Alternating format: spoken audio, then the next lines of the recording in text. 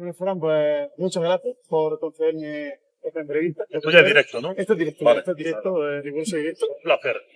Bueno, ¿qué tal por Madrid? ¿Cómo te va la vida por aquí? Porque tú eres de Andalucía, pese a que eres de nacer en Jaén, te consideras más de Huelva, ¿no? Porque Sí, me crié en Huelva realmente desde que era muy pequeñito. Mis amistades están en Huelva, mi infancia está en Huelva y todo está en Huelva.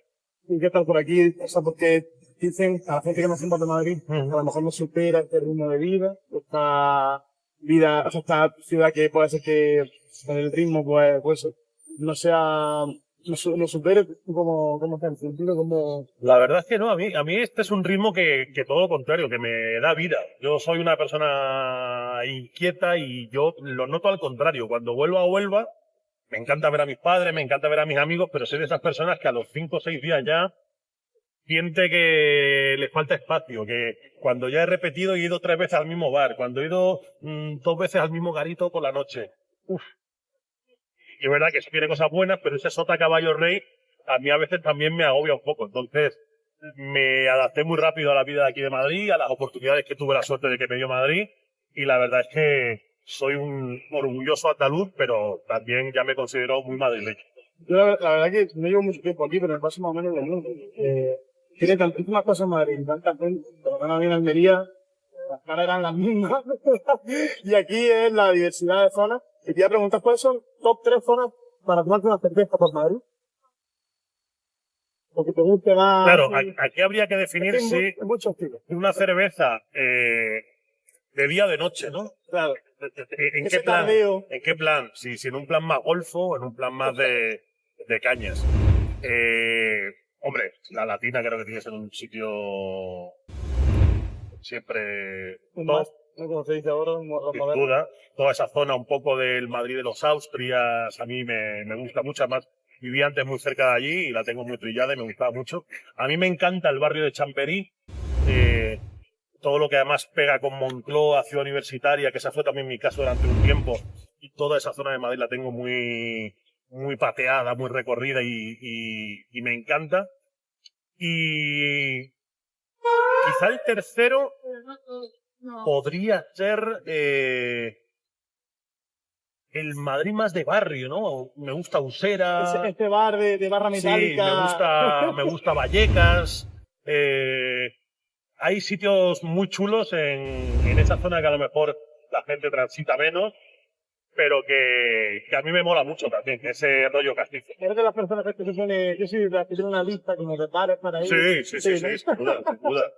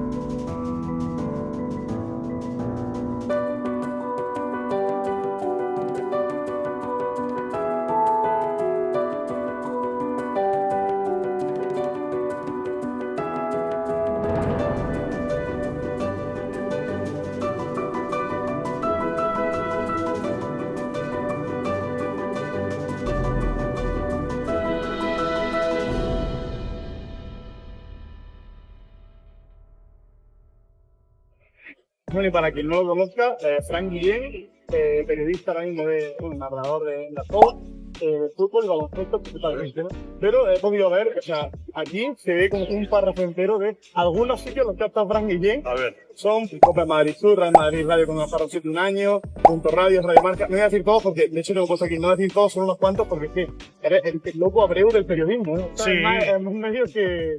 Bueno, he tenido la suerte de que me he movido desde muy joven en esto y de que he tocado muchas puertas y bueno, pues he tenido la suerte de que me han dado muchas oportunidades, ¿no? Y casi siempre, he ido a buscar algo y he encontrado respuesta en eso y he ido mejorando y en un lado he terminado saltando al otro porque me han llamado y ha sido para mejor.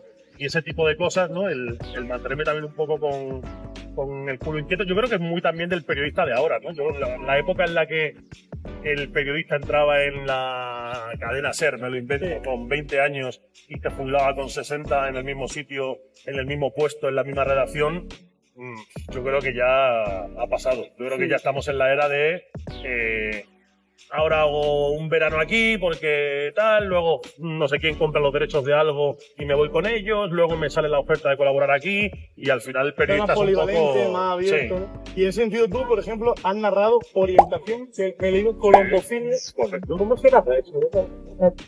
¿Cómo se, me quedo un poco loco, ¿eh? Con la orientación y colombofilia ha sido una cosa que... Bueno, eso fue una etapa muy enriquecedora para mí como narrador, en la que yo narraba para... La Liga tiene una plataforma que se llama La Liga Sports, que es una OTT, en la que se emiten deportes, digamos, menos conocidos, menos mainstream. Es un apoyo a federaciones de deportes que pues, o pretenden ser olímpicos, o pretenden crecer, o tienen pocas licencias pero pretenden desarrollarse en España. Y entonces, claro, eso lo bueno que tenía era precisamente que cada fin de semana te podía tocar una la ruleta, cosa no, a ver qué sale. muy diferente y eso te daba mucha polivalencia, muchas tablas, te obligaba también a conocer de muchas cosas, a ser curioso, a llamar a mucha gente, a enterarte de los entresijos, porque al final todos estos deportes que de primeras a lo mejor no te llaman, y luego te enteras de ello, te lo explican bien, empiezas a ver las rivalidades que hay entre ellos, empiezas a cogerle el gustillo a la competición y te acabas enganchando. Y ese tipo de deportes pues vienen un poco por ahí, ¿no? Colombofilia, pues oye, carreras de palomas, así dicho un poco en frío, pues... Pero luego te explican Cuidado, paloma, la el papel, liturgia, paloma, tal. te explican tal, empiezas a ver que, ostras, que eso tiene unos cuidados especiales, una inversión especial, que son unos animales muy cuidados, muy entrenados y al final, bueno, pues como quien ve carreras de caballos, carreras de galgos, o sea, todo a nivel élite siempre tiene una magia especial porque al fin y al cabo son personas que dedican a ellos su día a día, ¿no? Entonces, engancharte a eso a mí me enriqueció mucho porque también me dio esa posibilidad de que ahora ya pues, cualquier cosa que me digas de narrar me parece un buen plan. Sí, sí, sí. Y aparte de ser periodista en estas cosas y el narrador y tal, has escrito un libro, quería sacar, por cierto, porque me lo he leído antes de la entrevista. Esto es Eso tiene mérito. periodismo de... Y marcado además. Sí, marcado. Carlos se lo ha currado. No, y de hecho, antes de que sigamos la entrevista, porque si no te gusta, te voy a pedir que me lo dediques, por favor. Sí, hombre, por supuesto. Muchas gracias, Fran. Es muy buen libro, luego hablaremos de él, ¿vale? Lo voy a dejar aquí. Y bueno, el tema de prepararse para narrar, ¿cómo, o sea, ¿cuál es el deporte que más preparación te ha llevado? Yo creo que alguna vez Probablemente, sí. pero Probablemente. tiene alguno en la cabeza. Y... Alguno, pues eso, tipo orientación, colombofilia, en su día, cuando me metí en el mundo de, no sé, de los saltos de esquí, ese tipo de cosas, ¿sabes? El kitesurf con las puntuaciones, con, ¿sabes?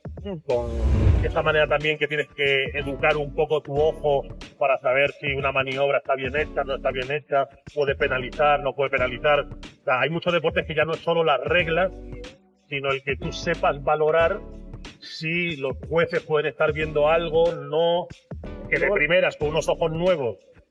A ti, tú ves a un señor allí saltando olas y te parece todo maravilloso y todos lo hacen fenomenal, pero tú tienes que empezar ya, porque te está viendo sobre todo gente muy especializada, tienes que empezar ya a saber, oye, pues este lo ha hecho bien pero de 7 y este lo ha hecho bien pero de 9, y en esos matices está la competición. Entonces probablemente en esos deportes es donde tienes que tener ese tacto, ¿no? mucho más ojo clínico y tienes que prepararlo con más finura.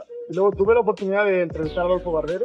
Le pregunté si alguna vez se había quedado en blanco y me dijo que no, pero sí es verdad que hubo un partido de la Real Sociedad, creo recordar de pretemporada, que lo hicieron sin alineaciones hasta el descanso. ¿Te ha pasado a ti algo así en algún partido que diga, no me ha dado tiempo a preparármelo, o es que no me acuerdo, no me acuerdo cómo se llama, porque son los equipos raros, o bueno, claro. Bueno, yo ese tipo de sorpresa de decir llego y no sé quién juega tal, no me suele pasar, pero porque me preocupo mucho por preparármelo y por... Todo esto de la preparación. Sí, sí, sí. Y sobre todo yo creo que eso también me viene de estas competiciones un poco extrañas, Claro. en las que tú, obviamente, tenías que a la persona de la federación de turno o tal, el día antes, 2 días antes, llamarle y decir, oye, explícame un poco esto, ¿quién juega? Top 10 mundial o algo, ¿no? Claro, ¿quiénes son los buenos aquí? ¿Por qué este es favorito? ¿Por qué tal? ¿Quién puede ser la sorpresa? Los buscas. Oye, cuéntame historias de este deportista, de este otro. Oye, si este va a ganar, oye, no sé, dame un poco de background, este tío, ¿de dónde viene? ¿De dónde ha nacido? ¿Sabes? O sea, ese tipo de cosas para que luego no llegues Sí, porque virgen. Claro, tener un background. Pero es verdad que luego esos imprevistos de los que habla Adolfo nos ha pasado a todos. O sea, el llegar a un sitio y que hay un equipo que juega pero no está registrado, o el llegar a un sitio pero de pronto a ti te habían dicho que el cruce es así y resulta que no es así, y entonces en la parte del cuadro que tú pensabas que jugaban estos dos, luego juega este pero contra otro del otro lado, entonces eso, pero bueno, te pasa, pero al final también estas tablas te dan para improvisar un poco, para más o menos ir captando cosas, y luego también tienes las argucias de narrador de, bueno, pues algo tan simple como si tú narras un partido de fútbol y hay un equipo del que tienes 10 nombres y te falta uno, bueno, chicos, pues cuando coja ese uno el balón, pues intentas, claro, intentas camuflarlo de otra manera o comentar otra cosa del partido para no tener que decir ese nombre. Al final también hay recursos también para camuflar todo eso. Tú antes has dicho también que hay que ser abierto en forma de deporte, de tocar muchos deportes, pero creo que tú también de cada un deporte salir de ese ámbito deportivo y interesarte por ámbitos como las geopolíticas, que lo que muchas veces. Sí. ¿Crees que el periodista de ahora debe abrirse un poco a ámbitos económicos, de derechos y tal, porque hay mucho normativa, geopolítica, porque también hay vínculos entre equipos y problemas ahí que pueden luego extrapolarse al ámbito deportivo? ¿Tú crees que eso es...? Sin duda, sin duda. Pero ahora y siempre, yo creo, una cosa que históricamente se tenía a gala de un periodista es que era una persona muy culta, muy leída. Y que te podía hablar de muchas cosas y que te podía más o menos informar de casi todo, porque estaba al día de la actualidad, porque leía libros, porque era curioso, porque era inquieto. Yo creo que eso no se tiene que perder. Tú, aunque seas periodista deportivo, primero, nunca sabes dónde te va a llevar la vida. Conozco a mucha gente que empezó siendo periodista deportivo y ahora no lo es, o viceversa. Y luego, nunca sabes lo que una cobertura deportiva te para. Es decir, si tú estás en un sitio de conflicto cubriendo algo y de pronto ocurre porque hay un atentado. Yo me acuerdo que cuando en la Eurocopa 2000, que en la anterior, creo que fue que Ucrania sacó una camiseta con Crimea, que estaba puesta en la bolsa tuvo que entrarla, retirarla, porque en ese momento tenía una vía por Rusia y aquello va a abrazar. Sí, es que puede pasar cualquier cosa y tienes que saber de lo que están hablando o lo que está pasando o pues, si hay un atentado, si hay alguna reivindicación. Yo recuerdo hace unos años cuando la polémica aquella famosa en un partido de Serbia que aparece un dron con una bandera de Albania. Sí. Bueno, pues tienes que saber qué hay detrás de eso para explicar eso y por qué eso es tan polémico y por qué ha despertado la reacción que ha despertado. En fin, yo creo que al final todo va de la mano, ¿no? Y explicar el mundo es el periodismo, ¿no? Lo que pasa es que tú puedes enfocarte en un cachito, pero ese cachito no es una isla, ese cachito está al final integrado en un planeta, en un mundo, en una sociedad, en una geopolítica que tienes que saber también desencriptar, claro. Estamos en año de Juegos Olímpicos y tu sueño es narrar la ceremonia inaugural de los Juegos Olímpicos. Me encantaría, sí. ¿Crees que este año se dará? Bueno, todavía creo que no, porque los juegos son de los compañeros de Eurosport, ellos tienen los derechos. También, evidentemente, está la televisión española metida por ahí y yo estoy muy a gusto y muy contento en mi casa de datos. Entonces, bueno, nunca se sabe porque al final esto de los derechos deportivos, de las televisiones, da muchas vueltas, pero ahora es tan simple como que claro, no trabajo para el right holder de esos derechos.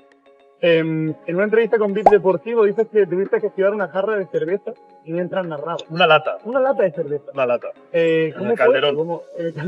Sí, sí. Pero, ¿lanzaba mala leche o...? Sí, sí, lanzada totalmente a mala leche. Sí, sí, sí. ¿Conocía al tío ese o algo? No. Yo estaba en el palco de prensa, donde están los narradores de las radios, y alguien de abajo, de la parte de la grada que está más pegada, cuando yo canté un gol del Sevilla, me acuerdo, de Rakitic, un gol que le daba la victoria al Sevilla, pero yo creo que era el minuto 90 o...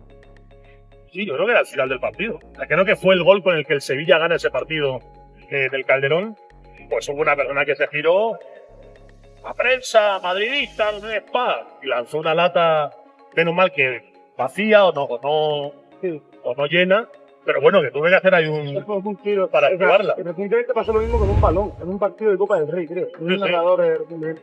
Hay campos en los que tú narras muy pegado a la afición. El Calderón, por ejemplo, era uno de ellos.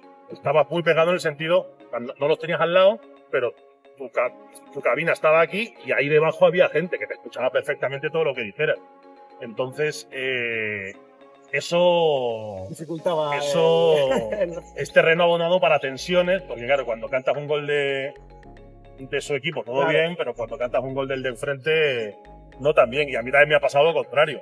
Este año, por ejemplo, en Girona, hice un Girona-Valencia, en el que marca el Girona, remonta el Girona y marca en el último minuto un gol Stuani, si no recuerdo mal. Y hay una persona que está enfrente de mí, literalmente enfrente de mí, porque además en Girona sí que la separación es poquísima. Y se gira y me intenta como dar un abrazo, chocar la mano. Y yo, señor, Mientras estaban sí. Y yo, estoy aquí trabajando, oiga, yo no soy... Y el tío se quedó como diciendo, qué aburrido, tal. Y yo, bueno, Claro, yo no estoy trabajando. claro, o sea, No voy a su oficina. no buenas puedo tardes. estar aquí a los abrazos con la gente. A veces el aficionado eso lo lleva regular. En un programa de A Bote Pronto, decía Nacho González, amigo tuyo, que tiene una táctica para sentarte mejor en los asientos de los vuelos. ¿Cuál es? Le decía a la azafata que si llenaba alguna gente en el parido libre, que Lo dice Nacho en Abote Pronto. Lo dice Nacho en A Bote Pronto. Pues lo tengo que ver. Fue el día de los primeros programas, yo creo. ¿Tienes algún truco más así para enseñarnos? Hombre, ese Es muy bueno, ese es un clásico. Lo desarrollo si quieres para que la gente que nos vea lo apunte. Claro, al final, viajando a los partidos de liga, pues te metes tantos trenes y tantos aviones que acabas agudizando un poco los sentidos. Y en los aviones yo llevo muy mal el rollo de las piernas. Yo tengo piernas bastante largas y el tema de que el avión de enfrente me choque aquí y tal... Cada vez menos. Ryanair cada vez. Sí, bueno, pero ya no solo Ryanair, Bueno, ya ya. hay muchas que... Entonces, yo soy un gran defensor de las salidas de emergencia. Pero claro, la salida de emergencia es algo que tú tienes que comprar o solicitar previamente, y a nosotros nos compran los billetes la gente de administración, de producción de Dazón. Entonces no tenemos la oportunidad nosotros de comprar específicamente el que queremos, pero sí puedes llegar al avión y tú cuando te subes al avión, yo no sé si la gente sabe que las salidas de emergencia se tienen que ocupar sí o sí. O sea, es algo obligatorio. Y te ocupan porque la gente las ha comprado bien. Y si no se ocupan porque a lo mejor solo una persona compra salida de emergencia, pues el resto de asientos te llama a gente para que se sienten allí y los ocupen. Entonces, Tú por la causa, ¿no? claro, Por yo soy proactivo ahí, y yo cuando me monto en un avión, que ellos ya saben qué billetes han hecho el check-in y qué plazas están ocupadas, lo primero que hago es preguntar a la señorita que te recibe, disculpe, ¿sabes si hay alguna salida de emergencia libre? Entonces ellas tienen un iPad normalmente en el que te miran Te ponen tu nombre, Frank Guillén, aquí. y simplemente mirarán, supongo, el mapa de asientos, verán los libres y a veces te dicen, bastante a menudo, más de lo que pensamos, te dicen, sí, pues mira, la 14D está libre. Y tú vas ahí Se a puede Consejo de sentar. Reyes. Llegas a la 14D y te sientas y Pones la tabla y le dices a lo mejor a la azafata que está en medio del pasillo que, mira, tu compañera me ha dicho que tal porque esta está libre. Sí, vale. Y ya está. Y salida de emergencia Por prisa. Bueno, por fin no, pero... No, bueno, pero oye, un vuelo cómodo que nunca, Lo probaré nunca el está de más. próximo... Suele funcionar, ¿eh? O sea, tiene diría un 60% de acierto. Muy buen porcentaje. Sí, sí, sí. Muy buen porcentaje. Te voy a poner ahora, que cerca del ordenador, un par de preguntas de gente que te conoce. A ver, Muy muy currado esto. Sí, ¿no? Todo con los auriculares. ¿Qué tal, Fran? ¿Cómo estás? Buenas tardes. Soy tu amigo Antón Meana. Creo que los oyentes de la entrevista deben saber que entramos juntos de becarios el mismo día, en primero de carrera, en Radio Marca. Recuerdo que fuiste el primer becario que hacía inalámbricos en partidos de la Liga ACB. Y mi pregunta era esa. Tú que siempre has sido un tío muy de baloncesto, con el paso de los años, ¿te sigue gustando más narrar baloncesto o ser una voz tan reconocida en Primera División desde que narras en DAZN te ha hecho pasarte al bando de la narración futbolera más que el de la de baloncesto?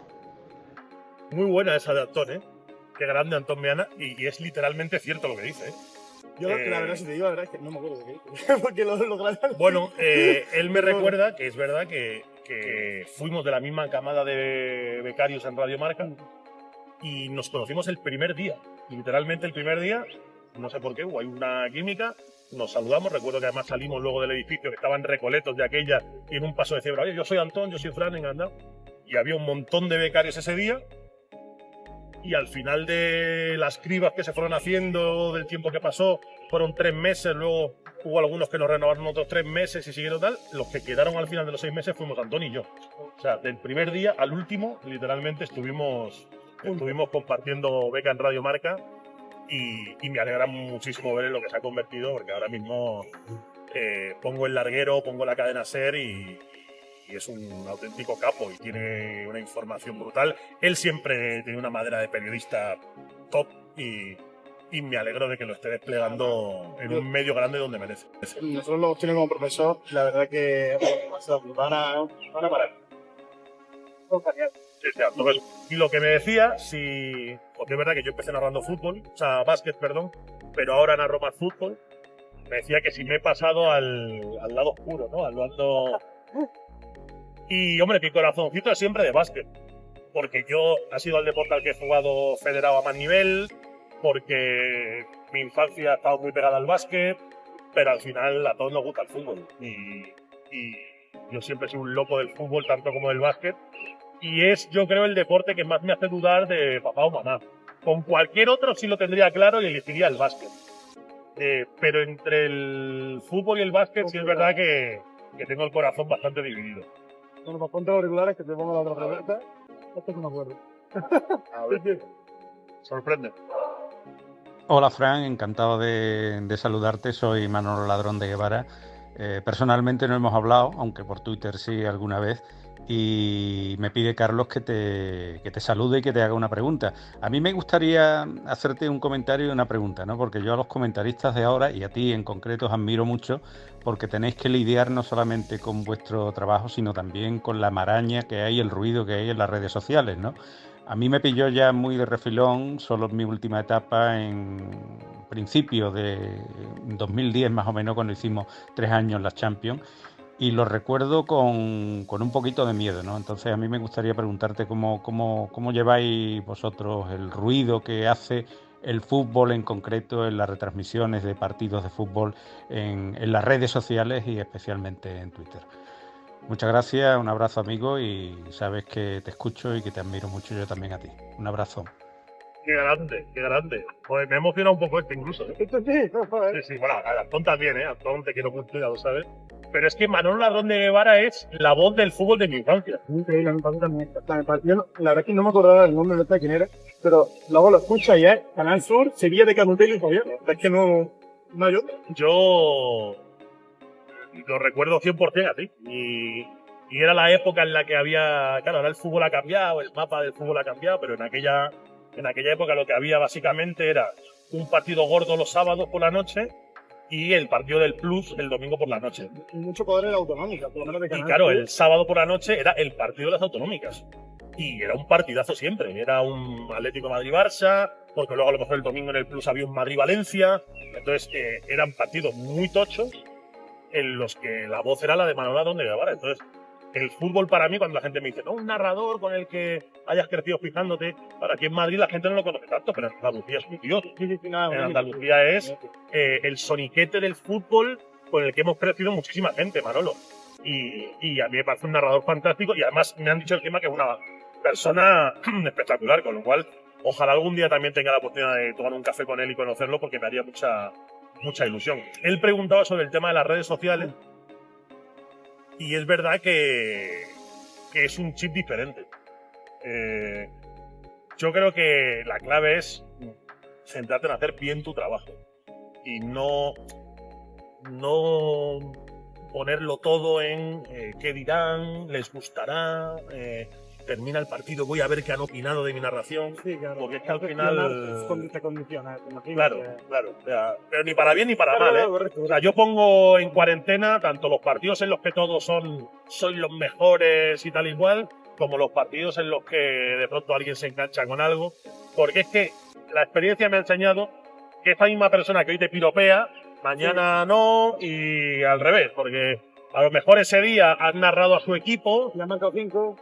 todo es maravilloso y él está de buen humor, y lo que te decía, y al final esa persona ese día está de buen humor y todo lo ve maravilloso y le cae fenomenal, pero como una semana después narres un partido en el que su equipo hace el ridículo y tú tienes que criticar algo porque hay un defensa que te ha metido un gol en propia, pues ese mismo tío que era tu fan número 1 de pronto se convierte en tu hater número 1.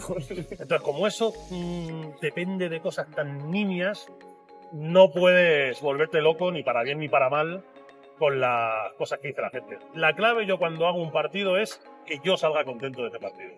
Si yo salgo de la cabina, termina la transmisión, cierro el micro y digo, oye, ha quedado una cosa chula, a mí luego lo que diga Pepito, fulanito, menganito en redes, lo puedo agradecer, lo puedo tal, pero no me quita el suelo.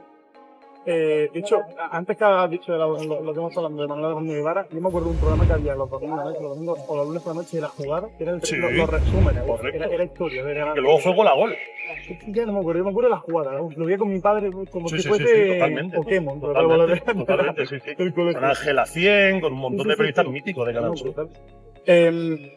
Me han dicho que eran de la ley muy de la ley. Sí. Muy de la ley. Entonces, es complicado narrar un partido en el que le meten 5 a la ley, en el sentido de. Yo tengo un compañero que es narrador del Athletic Club, que se llama Iago, está haciendo esto.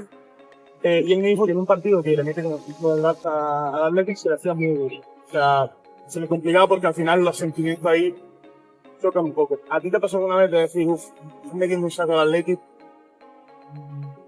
Yo es que tengo la suerte de que se enciende la luz roja Y cambia y mi neutralismo. prioridad número 1 en la vida es que salga bien la retransmisión. O sea, si narro un partido que el Atlético gana 10-0 y yo la he cagado, me voy a casa rayado. Y me da igual que haya metido 6 goles de chilena a Morata, es que me da igual. Porque yo en ese momento lo que soy es el profesional que está contando eso. Y lo que quiero es que eso salga bien. Y me ha pasado un montón de veces, hasta que te contaba de Rakitic de la lata.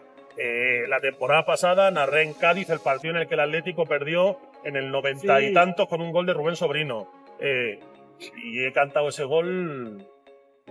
Y de hecho, me pasó, por ejemplo, una eliminatoria de Copa, cuando la Copa la daba Dazón, que el Atlético lo elimina a la Cultural Leonesa, y lo elimina en la prórroga también con un gol casi en el último minuto, tal. Periplo de Copa del Rey. Y cuando los compañeros de redes sociales sacaron el vídeo, todas las respuestas había mucha gente de León diciendo, joder, me encanta la narración, tal, el narrador. Oye, pues que un tío de la Cultu, que no sabe que soy del Atlético de Madrid, haya dicho, oye, este tío ha narrado, me ha emocionado como ha narrado el gol, un gol que le ha metido a mi equipo para eliminarlo de Copa del Rey, un equipo de primera red, para mí es el mejor piropo que me pueden hacer. Yo no lo escondo, porque aparte es absurdo esconderlo. Jugar ahí al gato y al ratón, de, no, bueno, soy el Atleti, a lo mejor, sí, bueno, tal. Para darte crédito a lo que tú dices, Y que luego alguien sacará una foto o alguien sacará un tal, ¿y qué? Entonces, ¿qué dices? No, es que era. Es una huida hacia adelante absurda porque todo el mundo ha llegado al fútbol por algo. No somos extraterrestres que hemos caído. No, me gusta el árbitro. Claro, todo el mundo ha tenido un póster en la habitación de alguien, tu padre le ha llevado de la mano a algún estadio, y ya está. Y hay que naturalizar esto. Lo que no hay que naturalizar es que eso te haga perder los papeles. Claro, es que es un aficionado. O sea, tú al final eres periodista. Igual que, yo siempre pongo el mismo ejemplo, igual que Sergio Scariolo, que es italiano y es seleccionador español, cuando España ha jugado contra Italia, ha ido a tope a ganarle a Italia, pues tú tienes que saber ser igual de profesional. Luego Scariolo en el hotel diría, me cago en la leche, tal cual, pero en ese momento era más español que todos los que había en el banquillo. Porque su trabajo es ganarle a Italia, aunque él sea italiano. Pues chicos, este chip, el periodista creo que también debe tener la madurez como para poder cambiarlo. La verdad que sí, yo también estoy totalmente de acuerdo. ¿Por qué eres del Atlético? Pues por mi padre. Mi padre siempre le había simpatizado al Atlético de Madrid y él estudió en Madrid luego. Y en la pandilla de amigos de la universidad había un chico del Atlético que jugaba en el madrileño, creo que era el filial de aquello. Entonces, supongo que pues irían ya al estadio varios porque te conseguía entradas y tal igual, y ahí ya se terminó de enganchar. Y él fue el que desde pequeño me inoculó lo del Atleti, que era una cosa muy rara, porque ahora hay mucha gente del Atleti a raíz de que el Cholo ha conseguido. Fuera de Madrid Pero era raro antes. Finales de los 90, principios de los 2000, que el Atleti bajaba a segunda, que el Atleti estaba en primera, pero media tabla, luchando ahí a ver si entraba en UEFA. No es en tu clase, pero en la mía era yo el único del Atleti. Sí, Tenía que luchar contra... Pues yo fíjate que no sé si era el único en el colegio, a lo mejor. Ya. Todo. En Huelva no había nadie del Atlético de Madrid. Pero eso también lo hizo más divertido. Totalmente, y lo refuerza. Y cuando ganan la Copa del Rey contra el Real Madrid, después de no sé cuántos años sufriendo. Vamos, fue el mejor momento que... Y al final también te ayuda a poner todo en cuarentena, ¿no? Sí. Esto de cuando tú has crecido animando un equipo que bueno, que era un poco que daba tumbos, que bajaba a segunda, tal. Estas crisis ahora, ¿no? Estos incendios de que de pronto el Atleti pierde 2 partidos Sí, y sí, ya, no parece nada. y ya el Cholo a la calle y el club se va a la mierda. Bueno, yo a veces miro a los chicos, a los chavales de 16 años que están ahí perdiendo la cabeza porque al equipo lo han eliminado en cuartos de Champions y yo te contara. Qué importante saber de dónde venimos, tío, para saber dónde estamos. En una entrevista dices que el ídolo de tu padre es José Eulogio Gárate. Correcto. ¿Cuál es el tuyo? Él era muy de Gárate y muy de Luis Pereira también. Él me hablaba mucho de los dos. Que además tienen trazas muy similares, porque los dos tipos muy elegantes. El mío siempre ha sido Milenko Pac. Desde que, no sé por qué, pero desde que llegó aquel año siendo un jugador un poco que entró por el ojo.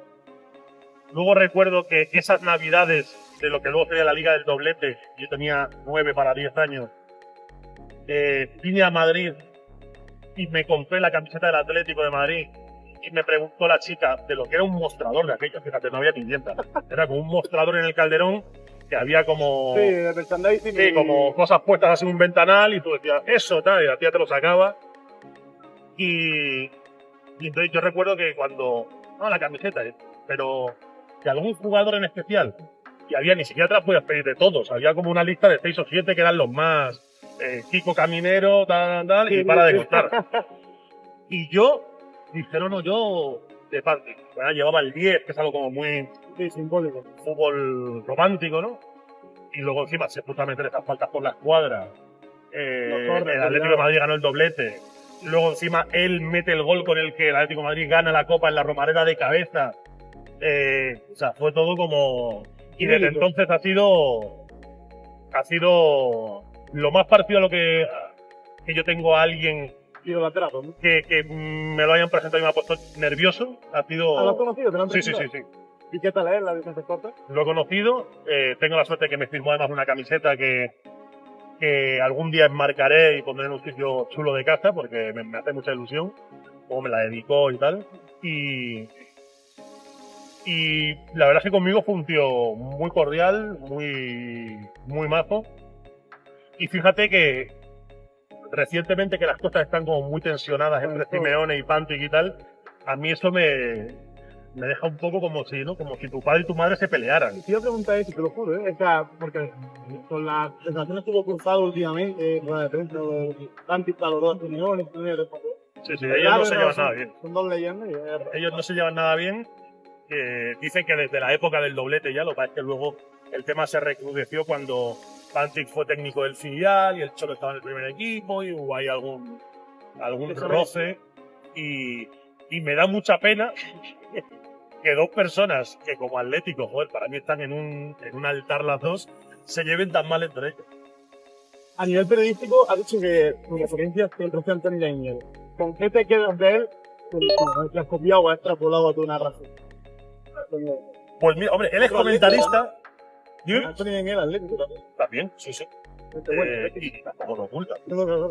Tampoco lo oculta, pero tampoco se convierte en periodista de bufanda por ello. A ese tipo de militancia voy, ¿no? Que tú puedes ser de un equipo, pero que eso no te convierta en un energúmeno, Sí, que claro. todo lo vea del mismo color y que tenga una venda puesta, que todo sea el mismo carril. Cuando el fútbol te convierte en alguien cerril, violento, tal, preocúpate. Preocúpate. Y eso, por ejemplo, a él no le pasa. Y siendo el comentarista y yo narrador, que los roles son un poco diferentes, pero sí que hay dos cosas de él que me gustan mucho. La primera es que es un tipo muy sensato. Nunca le ves levantar la voz, nunca le ves interrumpir de mala manera a alguien. Es un tío bastante sesudo, yo creo que mastica todo lo que dice, que no habla por hablar. Esa manera de construir un poco el discurso me parece acertada, porque estamos en una época en la que el chau al final te empuja a opinar de todo, Sí. hablar de todo, Monólogos, mamonear por con favor, todo. Yo creo que él, cada cosa que dice, casi siempre tiene pozo, y eso tiene mucho mérito. Y luego me gusta mucho lo que hay detrás de eso. Es que creo que yo, volvemos a lo de antes, muy preparado, muy leído, que se nota que ha estudiado mucho la parte del periodismo al que él se dedica, que, bueno, pues que te aporta para mí eso. Alguien que habla y te cuenta cosas nuevas, alguien que habla y te enriquece. Y eso es lo que yo creo que tiene que ser un periodista, o eso es lo que, por lo menos, yo crecí pensando que tenía que ser un periodista. Alguien que normalmente tú lo escuchabas, te enriquecía. Y Anthony para eso responde a este perfil que... ¿Te gusta la presidencia de Gil y Cerezo? De Gil hijo. Claro, Gil hijo. O sea, sería el No, mandato de Gil hijo o me hablas de la presidencia No. de Jesús Gil. y luego mandato la de Cerezo? ahora, de Gil, o sea, Gil hijo y Cerezo. O sea, no me gusta cómo entraron en el club, Gil y Cerezo. Por eso pensé que te referías al padre. Lo que hace el hijo es que es imposible para mí desligarse de aquello. A mí igual. Es decir, por más que el Atlético esté en una época de bonanza y yo le reconozca ciertas cosas a Miguel Ángel Gil, porque creo que si el Atlético ha llegado a ser un top 5 de equipos europeos durante mucho tiempo en esta pasada década, Porque todo funciona. es porque también ha funcionado la gestión desde el palco. O sea, quiero decir, Simeone para mí tiene una parte capital en todo esto, pero o sea, al final el club es un todo. Y yo creo que si tú dices que los jugadores bien y que Simeone bien, pues tendrás que decir que la dirección deportiva bien y que también la gestión directiva bien. O sea, eso... O sea, no soy tampoco alguien que niegue la mayor todo el rato y que le quite de todo. Lo que pasa es que yo soy muy crítico con ciertas cosas de la gestión. Soy muy crítico, por ejemplo, con el cambio de estadio. Soy muy crítico con la manera en la que creo que han confiado mucho en Simeone y a veces no han acometido una renovación de plantilla que yo creo que... Eso te iba a decir, porque ¿tú crees que lastran un poco a Simeone? ¿O Yo- no van tan acorde con lo que pide Simeone? Yo creo que desde el palco ha habido momentos de clara falta de ambición. Yo creo que esta temporada, por ejemplo, era una temporada muy clara en la que el Atlético, con 2-3 cositas que hubiera fichado, tampoco estoy hablando de gastarse No. 200 millones, pero con alguna cosa más que hubiera equilibrado una plantilla que está desequilibrada, yo creo que el Atlético hubiera competido probablemente por la Liga, con este Madrid, con este Barça, que no me parecen inalcanzables. No, para nada. O sea, me podrían parecer inalcanzables el Madrid de Cristiano y el Barça de Messi, pero estos no me lo parecen. Y si a aquellos Madrid y Barça ya compitió contra ellos Simeone, Y con el equipo tan yo creo que es limitado. una muestra de que si tú le das buenos soldados, ese ejército funciona. Y yo creo que últimamente el Atlético está en una inercia de, bueno, contratos largos, jugadores a los que es difícil sacar, pues en el equipo sigue Jiménez, sigue Savic, sigue Saúl, siguen jugadores que me parece que ya pues no tienen tanta hambre, no están en el mejor momento de su carrera, pero es difícil colocarlos en el mercado, con lo cual es difícil acometer esa renovación. Y cada vez más mayor, y cada vez más difícil, Exacto. más caro. Tampoco sé muy bien dónde está ese dinero. El Atlético lleva años en el top 4, llegando lejos en Champions, ganando títulos. El año en el que no se ha metido en Champions en un tal, a lo mejor, oye, rebotó a la Europa League, pero acabó ganando la Europa League en Lyon.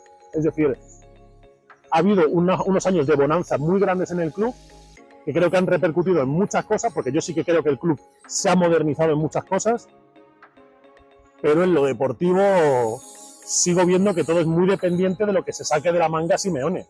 Y eso al que acaba desgastando es el propio Simeone también. Correcto.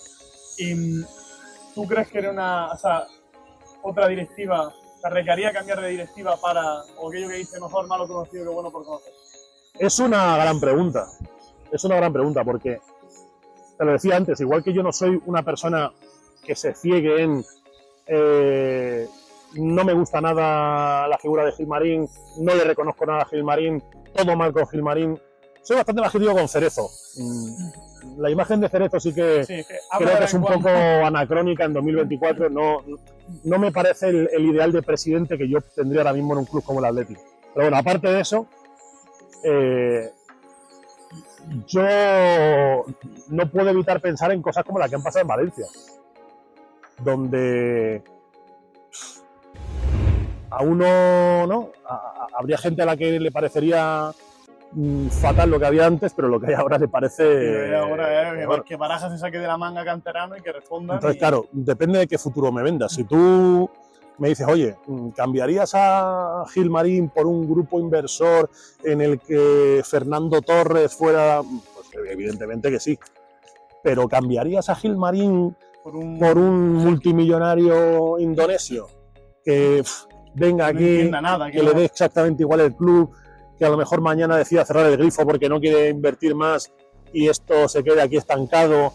Pues es complicado, cuidado con eso, ¿no? Es complicado. Cuidado con eso. Y dicen que la próxima venta grande en España va a ser el Atlético. ¿Vale? Tiene toda la pinta, tiene toda la pinta. Yo creo que Gilmarín, en cuanto termine toda la infraestructura que hay alrededor de deportiva, alrededor del Metropolitano, y eso revaloriza el club, yo creo que muy probablemente decida venderlo. ¿Qué te pareció la gestión del escudo? Del nuevo escudo y que... Horrible. Afortunadamente volveremos el año que viene al escudo de verdad. Horrible. Esas son las cosas que te decía antes. Esas son las cosas que te decía antes que creo que son torpes por parte de la directiva. Yo sé que esto es una sociedad anónima. Sí, que es una empresa y que hay que hacer dinero. Sí, creo que todos los aficionados sabemos que el empresario que se mete en el fútbol quiere sacar dinero como otro empresario, sí. Pero creo que también tiene que saber que ese empresario que se mete en una empresa que tiene un vínculo con gente que no tiene otra empresa, como un banco, como clínica dental, no sé qué, ferretería Delicias. Los clubes de fútbol tienen un vínculo con la comunidad que tienen que respetar y que entender, yo creo. Y que es absurdo vivir de espaldas a ellos. Total. Es absurdo vivir de espaldas a tu gente. No te cuesta nada hacer una consulta y oye, pues... va intrínseco dentro de la persona, o sea, dentro del cargo de presidente. Como lo que pasa en Vallecas ahora con lo del estadio, que como lo saquen de Vallecas se valía una traca. Bueno, eso pensaba yo también en el Calderón y tampoco se dio ninguna... Porque también este tipo de gente yo creo que se escuda en que muchas veces la movilización ciudadana es, bueno, ¿qué me van a decir? Ya, no. Estar ahí, tal. Bueno, pues porque eso pasó con el Calderón. El Calderón se dejó morir y el Calderón es mucho más reciente en construcción que el Bernabéu. Y el Bernabéu ahí sigue en pie, el Bernabéu ahí sigue reformado y el Bernabéu es un campo en el que el Real Madrid quiere estar otro siglo, por lo menos. ¿Por qué el Atlético no hizo lo mismo? ¿Por qué el Atlético se va de un sitio donde tiene arraigo social? Porque la zona del Calderón era una zona atlética en Madrid. El distrito de San Blas Canillejas no es una zona, de hecho es bastante más madridista que atlética. Entonces, ¿por qué arrancas al Atlético de ahí para llevarlo a un sitio donde la gente no está especialmente identificada, donde... Y otra vez, sin preguntar a nadie, yo conozco a mucha gente que o no ha vuelto a ir al fútbol o cuando vuelve no... Y cuesta ese espíritu que tenía el Calderón, cuesta trasladarlo. Sí, mucho. El Calderón yo creo que era un campo muy argentino, ¿no? Siempre se decía que era el estadio más argentino de Europa. Y yo creo que el Metropolitano, que tiene otras cosas buenas, no tiene la sonoridad, es un campo moderno, para bien y para mal. Y yo creo que solo ha perdido el Atlético de Madrid, esa seña de identidad la ha perdido. ¿Que tendrá más palcos VIPs? Seguro. ¿Que será más moderno? Seguro. ¿Que los accesos, las escaleras serán más modernas? ¿Que los ascensores irán mejor? Estoy convencido. De hecho, como periodista, el acceso a la zona de prensa del Metropolitano es muchísimo más cómodo de lo que era en el Calderón. Pero yo siempre pongo el mismo ejemplo. Si tú a un aficionado de Boca Juniors le dices que si va a cambiar la Bombonera por Wembley, te dice que te metas Wembley por donde quepas. Y yo he estado en la Bombonera y se cae a cachos. La Bombonera se cae a cachos. Es que se cae, o sea, hay unas grietas, o sea, se cae a cachos ese estadio. Es un estadio muy viejo. Pero tiene ese algo que no cambiaría por nada la gente de Boca Juniors. Pues eso es lo que yo creo que era el Calderón para la gente del Atlético de Madrid, y es otra cosa que la directiva no ha sabido ver, y es otra cosa la que creo que ha vivido de espaldas a su gente, la directiva del Atlético de Madrid. ¿Y el nombre de Metropolitano te gusta? ¿O crees que a lo mejor dices...? Hombre, a ver, Miguel Ángel Ijarro una vez, que es buen amigo y tío muy sabio, buen historiador también del fútbol, me dijo que al final era todo una cadena de errores, porque el Metropolitano antiguo, que estaba en la zona de Metropolitano, se llamaba así porque al lado tenía una empresa que se llamaba así. Entonces, una vez que el Metropolitano deja de existir, esa zona se sigue llamando Metropolitano, de hecho la parada de metro se llamaba Metropolitano, y tú acabas poniéndole Metropolitano a un estadio que no está en Metropolitano, con lo cual durante mucho tiempo hubo gente que se confundía, tuvieron que cambiar el nombre de la parada Metropolitano y llamarla Vicente Aleixandre, porque muchos, supongo que desde fuera, muchos extranjeros cuando venían a partidos de Champions, se iban a Metropolitano en lugar de a Estadio Metropolitano, que está en la otra punta de Madrid además. O sea, que no es que digas, ay, espera, que cojo un taxi, no. Es que como vayas pegado de tiempo y vayas a un lado al otro, llegas al descanso ya. Entonces, al final es toda una cadena de errores que si nos ponemos puristas... a mí, sinceramente, es que me gusta. No se sostiene. Que el estadio de antes se llamase Metropolitano, por lo que dices, hay muchas opciones más para renombrar. O nuevo Vicente Calderón. Sí. Es que no te tienes que... Nuevo Vicente Calderón. O sea, no hay que tirarse mucho. En mi opinión, pero bueno. Encima, además, han tenido la mala suerte de que ha cuajado mucho lo de Wanda. Es terrible eso. Entonces hay mucha gente que ya es el Wanda. Sí, sí. Y lo será de por vida el Wanda. El Camp Nou es Spotify. Vale, Spotify, no. Es que ya ni siquiera es Wanda, es Civitas Metropolitano, pero... Claro. Dile tú a toda esa gente que deje de llamarlo Wanda. La única forma es cambiar el nombre.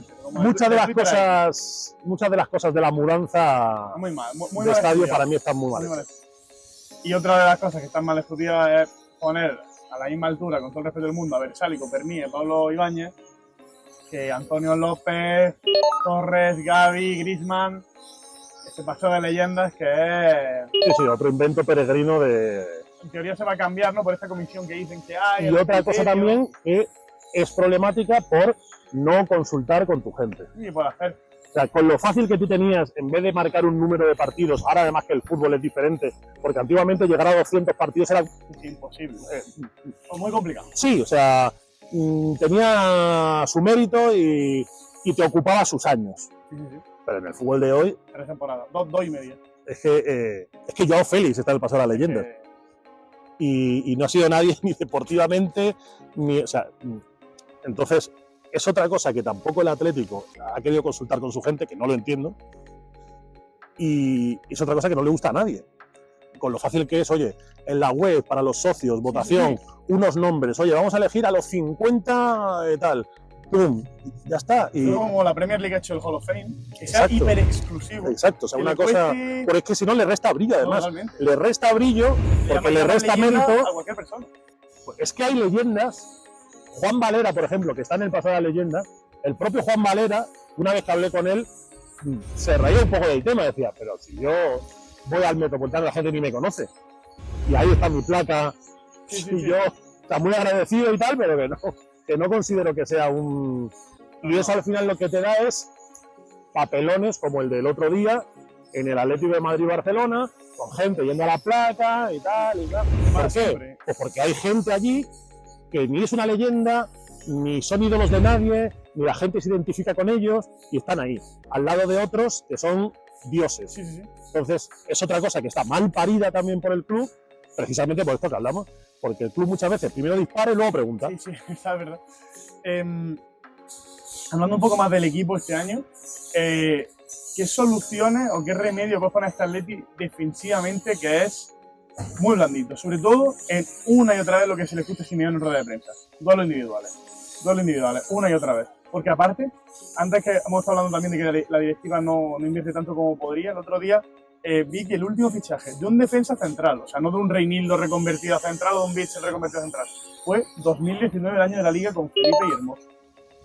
Fíjate, No, es terrible, o sea, me refiero, si bueno, tienes- Soyuncu este año, bueno, me refiero, fichaje, Sí. eso fue gratis. sí, fichaje de cierto, de apostar Por por lo menos se alguien. gastaron 20 kilos, Sí, ¿sabes? correcto, Hermoso y correcto, Felipe. correcto.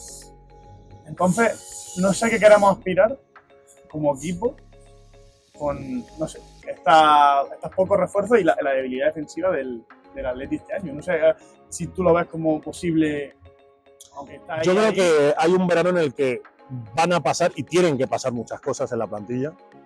Con la sensación de que ese verano lleva ya pasando, o sea, es como un poco cuento de la lechera, ¿no? Llevamos 2 veranos como que debe pasar. Sí, pero yo creo que ha llegado a un punto, Que no retorno.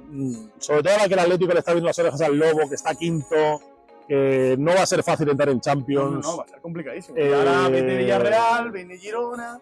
Yo creo que el Atlético tiene por delante un verano crucial para una renovación bastante profunda de esos jugadores que hablábamos antes que siguen en el equipo y a los que ya les ha sobrado Totalmente. A mí me da mucha uno, pena por Jiménez porque es un tío uno que o quiere dos mucho años. el club, pero Sí, no sí, se puede Saúl hacer en su día lo top mismo, Saúl. Claro. y Savic cuando se ganó la última liga Sí, sí. para el Atlético fue, Al pues, Barça, no sé sí. si el mejor central de la liga, pero casi.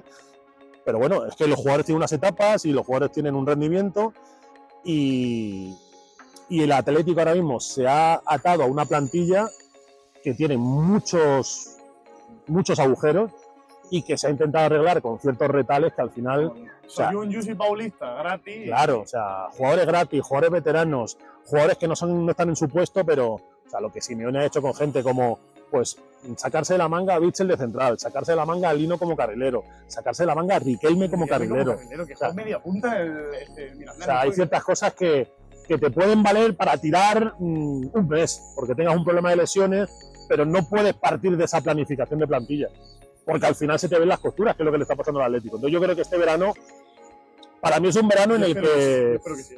6-7 jugadores se deberían de ir y 6 o 7 deberían de llegar al equipo, porque si no, el Atlético está Tiene que replantearse el objetivo. en un claro riesgo, efectivamente, de perder calidad. Y te voy a poner una tesitura. ¿Qué prefieres? ¿Que Simeone se quede para siempre en el Atleti y no ganar la Champions? ¿O que se vaya y al año siguiente ganarla? Ostras, es complicada esa, ¿eh?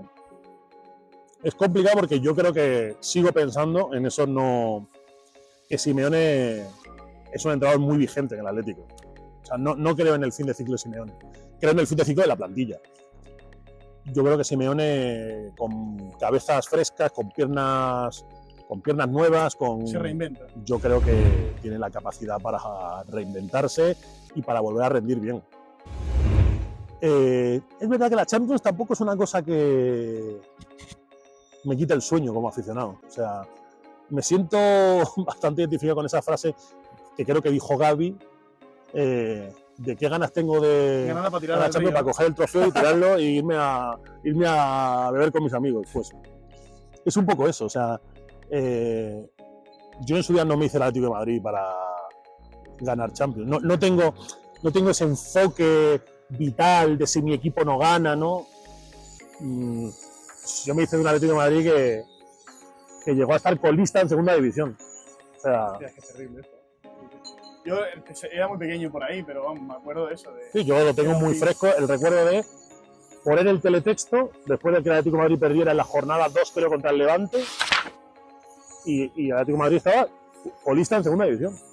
Entonces, alguien que ha visto eso, que gana en la Champions, maravilloso. Que no la gana, pues, o sea, no, Sí, que no. mi apoyo no depende de que el equipo gane una Champions o no la gane o la deje de ganar. Yo creo que los atléticos coinciden en una cosa, que es que lo que quieren, o sea, el mejor premio para ellos, la Champions de un Atlético, es identificarse con su equipo. Sí, correcto. Y Que ese equipo luego gana la Liga, maravilloso. Que no la gana, da igual. Pero el equipo que es subcampeón de Europa en Lisboa es un equipo con el que...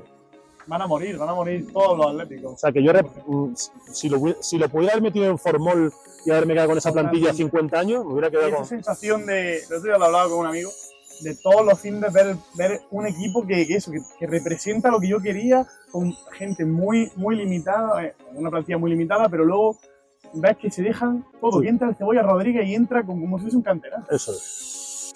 Para mí eso es... Oye, respeto a quien no, ¿eh? Claro. Respeto a quien diga, yo es que si mi equipo no Que gana... luego hay que ganar, que luego hay que ganar, que es lo que importa, que sí, ya. No, obviamente. Pero... Sí, eso al final es una falacia, porque ningún equipo sale a perder. No, claro. O sea, cuando la gente me la bueno, pero es que luego habrá que ganar. Bueno, ya. Jodido. O sea, no conozco a nadie que salga y en el minuto 1 se meta un gol en propia queriendo. Pero yo pongo por encima la identificación de la victoria, que a veces es algo muy, ¿no? Sí, Decía Axel Torres que en el fútbol pierdes mucho más que ganas. Y es que es una verdad como un templo. totalmente. Entonces, como al final pierdes mucho más que ganas, si tu felicidad depende de la victoria, macho, Cuidado. estás jodido. ¿Crees que el caso Joao Félix está en un punto de no retorno? ¿Tiene que irse del club? Sin duda. Sin duda. Y bueno, yo creo que no se va a ir porque creo que nadie lo va a querer comprar. Es que es tan simple como eso. Es el tema. Yo es que creo que no... Es que él no tiene mercado. Ha gastado las balas ya de Chelsea y Barça y todo el mundo lo ha visto. Él no tiene mercado. Él no tiene a nadie que ponga... Pues no te digo ya lo que le costó al Atlético. Claro. Digo 50 millones, 40 millones. No hay nadie. Yo creo que solo tiene 3 vías de salida a esto. Uno es que el chico vuelve al Benfica, que el Benfica te dé algo. Oye, te doy 20 millones y me lo llevo. Y te quito encima el sueldo. Bueno, pero él no quiere, porque él no quiere dar pasos atrás deportivos. Él, de hecho, quería Champions y quería tal y Premier. No están sus planes volver. La otra opción es Arabia, que es un poco el cajón desastre donde este tipo de jugadores que no encuentran acomodo En Arabia están acaban. bajando los... Y es que la tercera opción, que es la que yo creo que es más factible, es la patada para adelante. Es decir, que el verano que viene, sobre la bocina otra vez, el Barça diga, bueno, mira, me encargo de pagarle yo mal y déjamelo aquí.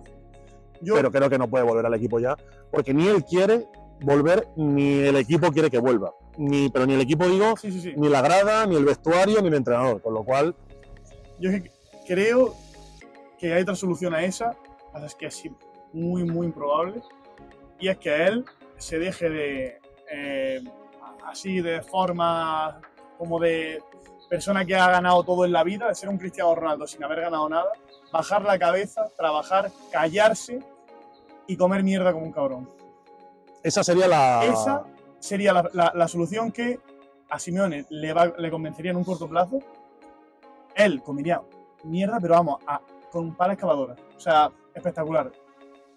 Y ahí habría una oportunidad de que se quedara en el equipo, de que hiciera lo que hizo Griezmann cuando volvió. El tema es que yo creo que no tiene esa humildad. Exactamente.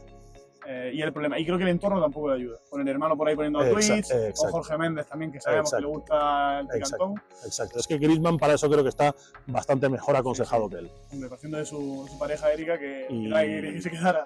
Y esa sería la solución, sin duda, más inteligente, pero creo que es por ende la menos factible ahora mismo para Joao, que vive en una especie de burbuja en la que se siente agraviado y en la que, bueno... ¿Qué digo? Mi esperanza es que se dé cuenta de que después de Chelsea y Barça, que son equipos que gustan más jugar, ¿no? El Simeone malísimo. Pelotazo y para adelante, es Clemente Simeone.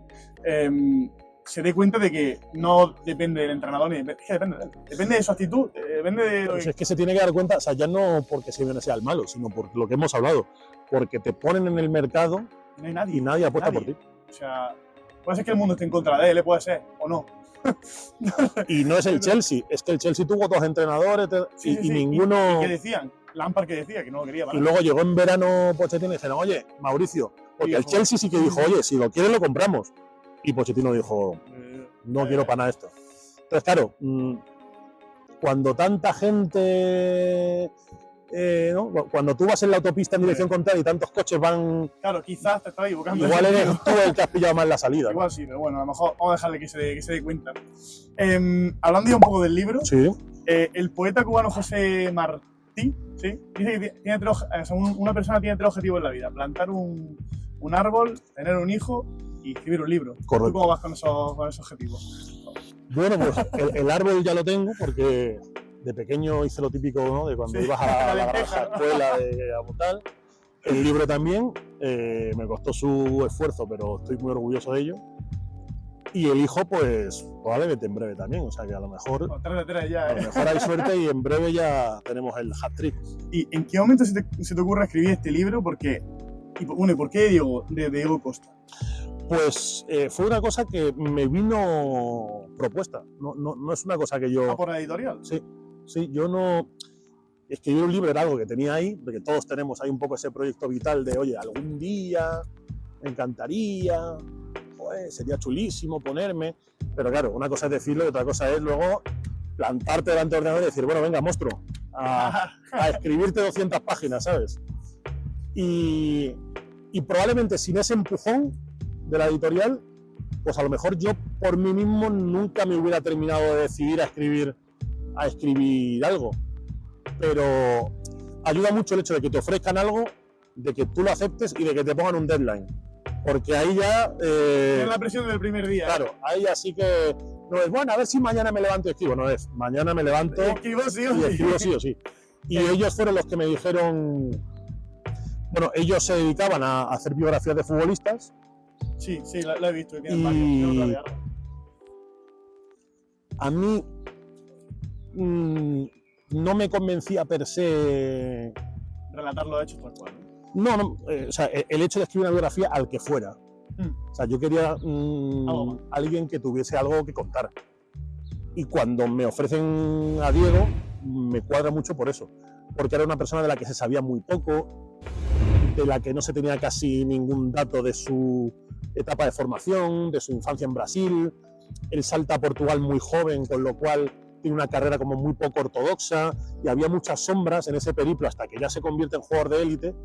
No es el brasileño mainstream de triunfado en Brasil, en un equipo grande, Flamengo, Corinthians, Palmeiras, he ido a las selecciones desde que era joven, ganó una Libertadores, salto a Europa, no, sino Llega que... a Europa sin jugar. Exacto, sino que él llega por la puerta de atrás. Y contar esa historia me parecía mucho más divertido que contar la historia de alguien que tuviera el típico... Porque a ti te ofrecen libro y un jugador y tú eliges jugador. No, me ofrecen... Me dice, oye, nos gustaría que escribieras un libro para nuestra colección Te de dan varios jugadores. biografías. Y yo les dije, bueno, pero que sea un jugador que tenga... Algo. No me deis un... ¿sabes? Y me dijeron, pues mira, estamos pensando en Diego Costa. Estamos pensando en ti para ello. Y dije, mira, pues Diego sí es un perfil que me convenza. Y porque me convencía para escribir y porque me convencía para investigar. Que al final es también lo bonito de un libro. La parte, o sea, es un poco 50-50. Y este libro tuvo mucho tiempo de escritura, pero tuvo muchísimo más tiempo ¿Cuánto tardaste? de indagación. Bueno, y en general, la indagación. Pues fueron como 6 meses, pero escribirlo a lo mejor fueron 1 y medio, 2. ¿Y cómo? El resto fueron, o sea, yo he hecho casi 90 entrevistas para este libro. Sí, 80. O 80 y tantas. Y 80. eso es, vete a hacerlas, transcríbelas, selecciona de cada una lo que te interesa para el libro, métela dentro de un relato general Eso para es. que no sea un cortapega, sino que tenga toda una lógica narrativa. Y eso fue un trabajo de chinos, o sea, eso fue un trabajo brutal. Es lo más complicado del libro, Sin el duda, ordenarlo todo. Sin duda, sin duda. Cronológicamente, de alguna Yo tenía un macro documento de Word en el que yo primero vomité todas las entrevistas y las transcribí. Luego me las releí todas, fui señalando en rojo cosas que yo pensaba que podían ser útiles. Luego esos extractos los saqué y como un puzzle les di forma y eso fue un poco el esqueleto del libro. Pero eso viene después de transcribir pues 80 entrevistas en a lo mejor, pues qué te digo yo, 500 páginas de Word, ¿sabes? Y lo que viene en el libro, que Diego Costa como tal no da como declaraciones suyas de que te sientas con él, ¿es porque él no quería o él, Es porque él es más díscolo? Es que yo ahí tuve un dilema, que es hacer biografía oficial o no. Y me parecía mucho más enriquecedor no acercarme a él en el sentido de quiero que seas tú el que cuentes lo que quieras contar. Porque esto no es un libro a mayor gloria de Diego Costa. No es un libro de... Ensalzarlo por lo exacto, tal. de darle jabón. No es ese tipo de biografía, es contar la historia de un futbolista particular con sus cosas buenas y con sus cosas malas, que además Diego Costa para ese yin y para ese yang Da juego. Entonces, si yo me acercaba hablaba con Gestifute, con Méndez, ya estoy convencido de que hubieran Dicho, sí, tal, sí, hubieran quitado cosas del libro, hubieran censurado ciertas preguntas, no me hubieran dejado hablar de ciertas cosas y al final. a mí, o sea, lo puse en una balanza y dije, sí, o sea, por tener 3 o 4 citas de Diego voy a perderme un montón de cosas que cuenta su entorno, que para mí es lo verdaderamente importante, sus excompañeros de equipo, su gente de Lagarto, sus entrenadores de cuando era joven. Eso es lo que a mí me ayuda a crear un retrato que merezca la pena. Fehaciente, ¿no? O sea, a mí los 4 tópicos que me pueda decir algún futbolista Pues gracias. me dan un poco igual, pero lo que me cuenta su gente es lo que yo creo que al final hace que el libro tenga chicha, que sea divertido, que sea curioso. Y hay una cosa de la que me siento muy orgulloso de ese libro, que yo creo que también viene por ese enfoque, que es que en la página de Wikipedia de Diego Costa, sobre todo en la versión en inglés, hay un montón de citas al libro, porque hay un montón de cosas que no se sabían de Diego Costa hasta que yo no las he publicado en este libro.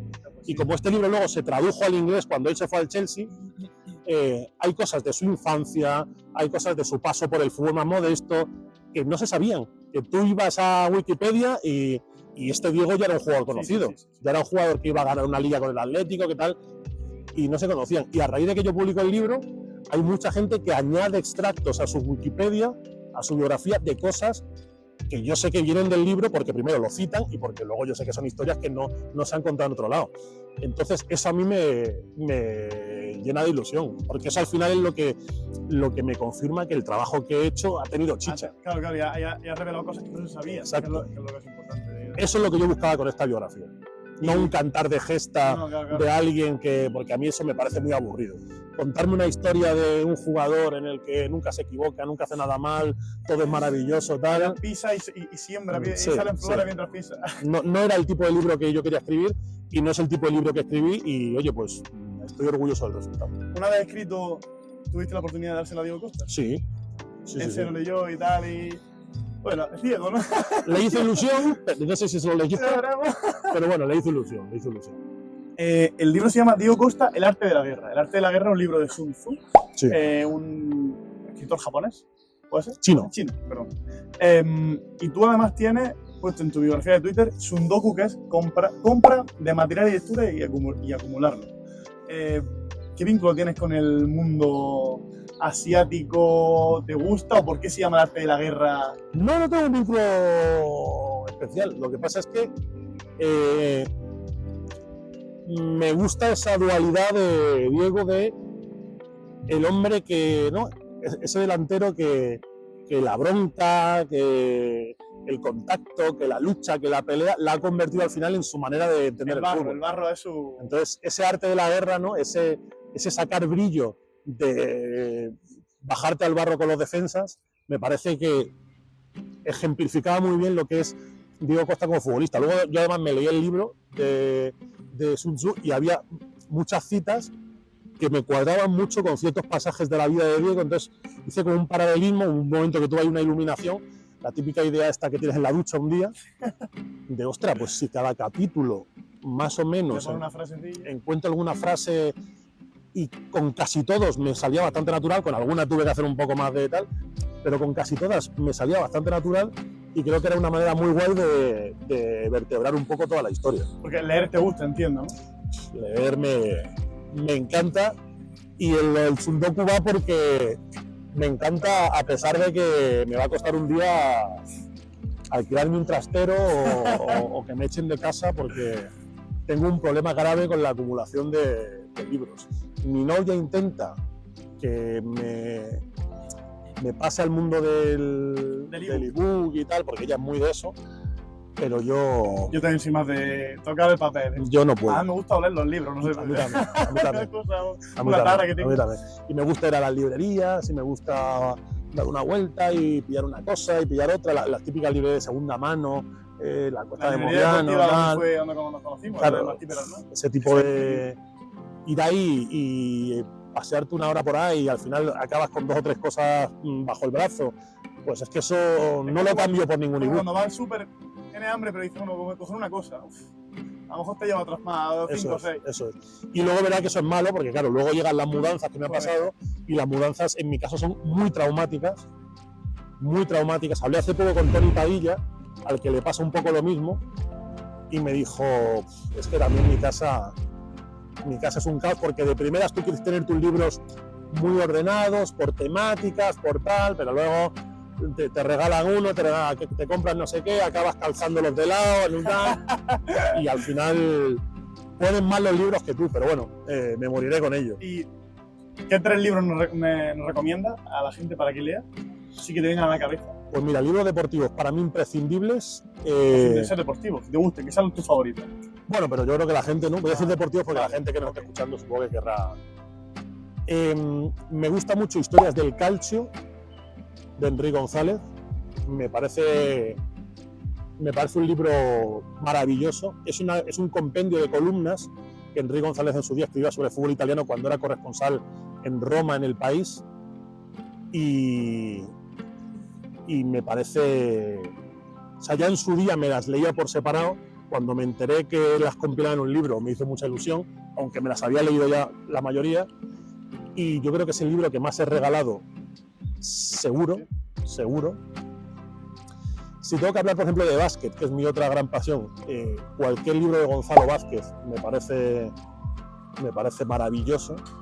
Me gusta mucho también, que me lo leí hace relativamente poco, cuando estaba con él trabajando en Dazón, la Pitipedia, porque me gusta mucho esa manera tan americana, ¿no?, de entender el baloncesto, tan como lúdico, pero a la vez con sustancia.